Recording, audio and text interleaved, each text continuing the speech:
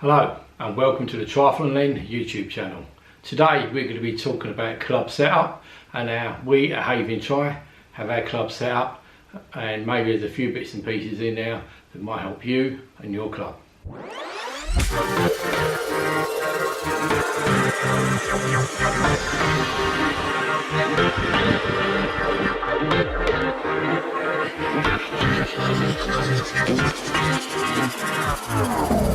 So, Havering Tri, we have a committee. That committee is led by a chairperson, and then in that committee we have a membership secretary, we have a treasurer, we have an events coordinator, and we have a website coordinator. We also have welfare officers, part of what you need to have at British Triathlon.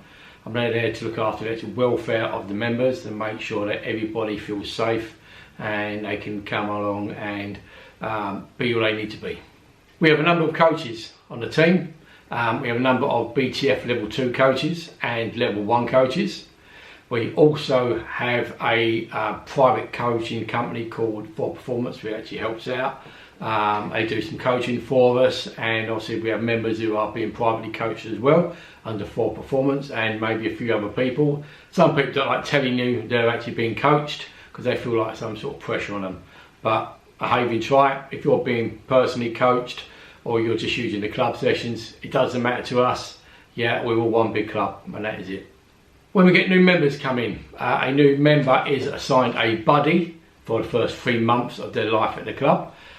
This buddy is someone who's been at the club for at least a couple of years, knows everybody at the club, and they know the workings of the club inside and out. So if there's any issues they've got, who to go to, they want some kit, who's doing what races, then that buddy can put them in touch with the right person, and that's how we operate the buddy system. I think we're one of the few clubs that actually have a mentoring system.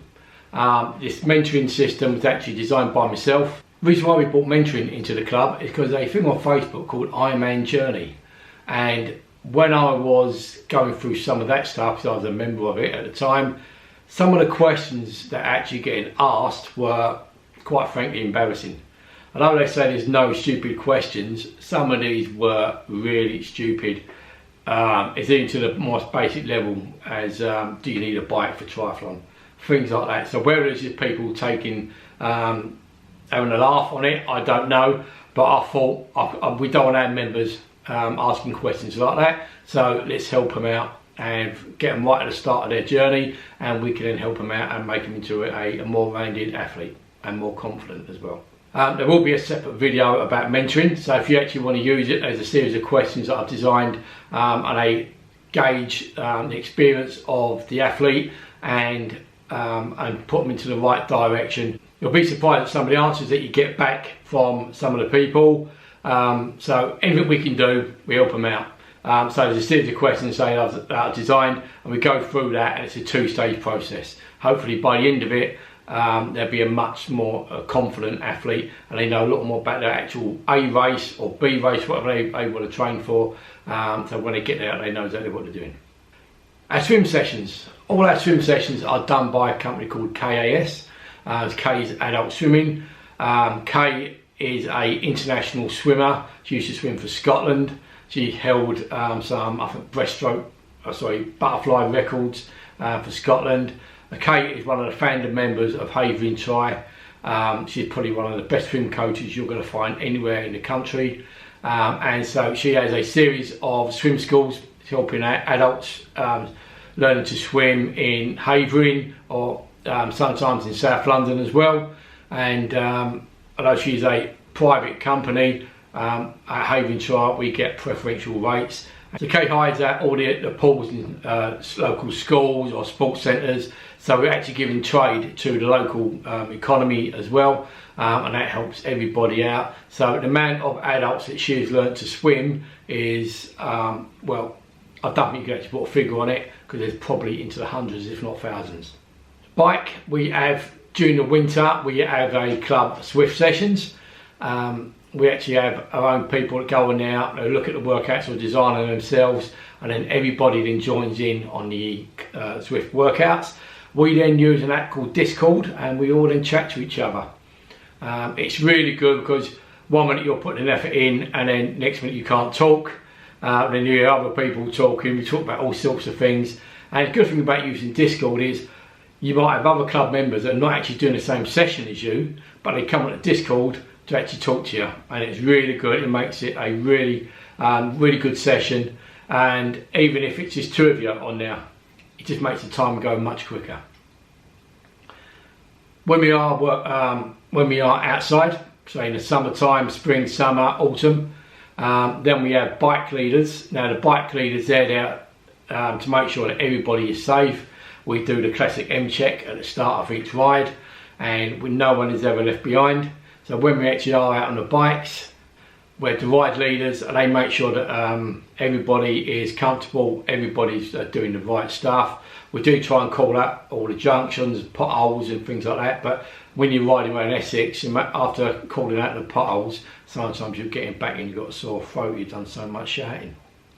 The run, our main run session is on a Monday night. That's a road session, and on a Friday night we hire out the Hornchurch Stadium, and that's got a running track on it. That is proved very popular, not just with us but also with some other running clubs as well who can come along and join us. It's free for Havering Tri members, and if you're a non-member, I think it costs you £1 or £2 to come and join, and that just is there to cover the cost because we actually hire the stadium, so that does cost a bit of money. All the sessions we do are all covered by an annual training plan. Now these are written by qualified BTF coaches. It does get changed about a little bit depending on circumstances. Sometimes we might be doing longer bike routes, or we might be doing a longer run, be intervals, hill reps. Whatever the session is, there's always a qualified coach there with the right amount of ratios that we need to put on the session. Every March we have a training camp. This is always at Clubber Centre in Lanzarote. If you've never been to Clubber Centre, you'll realise the reason why we actually go there. If you go on YouTube or go on the website, you look at facilities, there's nowhere in the world that's as good to train as Clubber Centre. We hire out apartments. These are the apartments there. There's 6 people sharing in an apartment. There's Wi-Fi all over the place, so you can always get in touch with your family if you need to. But just the facilities there, the roads are about 99% fantastic. You've got the odd road where it is really crap. It's like riding around in Essex. So you've got the climbings, you've got to do, wherever you go out of the centre, you've got to climb. It's generally about a 6-mile climb just to get out of the place. So when you do come back, you come back much stronger and much more confident athlete.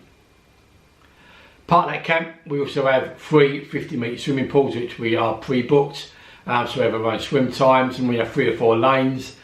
Sometimes when you are actually there, you will see professionals, not just professional triathletes swimming. Sometimes you see, as of this year, we had the Italian national squad swimming. And then when you start seeing them swim, it's a total different gravy to what we're trying to do. We also have a very good social scene. This year we've got on a few events, and because it's the 10th anniversary of Havering Tri being formed, there's a few other events that we're doing. So we're going to be going out a lot more. As we all know, that triathletes do like a drink, so some of us might be getting a little bit tipsy throughout the year, but it's all for a good cause. We also do some charity rides. Now, we have ridden all the way to Paris non-stop. We have ridden to Ypres in Belgium. Anyone that knows anything about the First World War knows it's one of the most important monuments going, and we actually had the privilege of taking part in the Land of the Reef. That was very important to me because our family were buried in that location.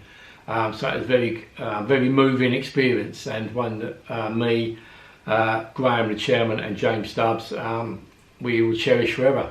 This year we are doing a ride from where we are in Upminster right the way up to Norfolk, then ride around Norfolk the next day, and then riding back all the way back to Upminster. That's going to be, I think, a charity event, so there'll be some money raised probably for St Francis Hospice, who we've helped raise quite a few £1,000s for. We also normally at awards night, especially pre-COVID, we used to do an awards night, and we'll be auctioning off some goods. Now, some of these goods come from Lucy and Reese. I'm sure you all know who they are. We've actually, with their help, we've actually raised thousands of pounds for St Francis Hospice and for various other charities. So Lucy and Reese, thank you for that. It's always appreciated. So that's how we at Havering Tri run our club. Hopefully there's some stuff in there that you might find interesting if you are a chairman of a club or you're part of the committee. If you do need any other information, go online, go to www.haveringtri.co.uk. I think that's the address. And any questions you got, you can put on there, and there's plenty of people at the club actually help you out. You can look us up on Facebook, or if you want to ask me any questions, just put in the comments below. Click like and subscribe to this to my channel, and I can then produce more videos for you as they go through. And I'll also be doing a mentoring video, and hopefully that will give you a bit of insight into how to help other people, because it's not all about always the physical side, it's about the organisational side. So if you can actually help people of actually getting them to the start, they know exactly what's going to be happening at the event, because there's always people in the club that's done nearly every event possible. It really can help people. Okay, so thank you very much for watching this video. Please like and subscribe, and I'll see you on the next one. Cheers. So that sounds fucking shit, doesn't it?